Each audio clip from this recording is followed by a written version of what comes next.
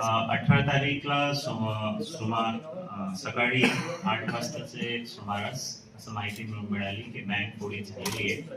बँकचे जे currency chest राहते त्यामधून सुमारास 1.58 कोटी असा कॅश गेला होता.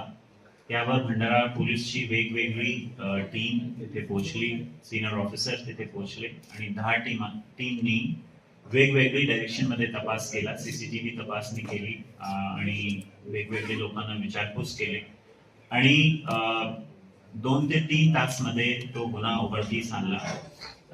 तपासामध्ये असं निष्पन्न झाला की बँकचे जे असिस्टंट मॅनेजर आहे त्या मॅनेजर श्री नेपाळे त्यांनीही हा केलेला आहे. ते एकटा बँकमध्ये आला 18ची रात्री.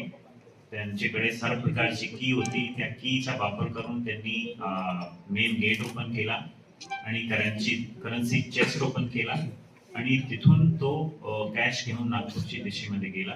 नागपूरमध्ये भंडारा पोलीसची टीमनी त्याला अरेस्ट केला. विचारपूस केल्यानंतर त्यांनी सर्व गोष्टीचा कन्फेशन केलेला आहे. आतापर्यंतची तपासमध्ये 1,07,00,000 चा मुद्देमाल जप्त केलेला आहे. इतर मुद्देमाल जप्तीची कारवाई चालू आहे आणि तपासामध्ये असिस्टंट मॅनेजरला अरेस्ट केलेले आहे.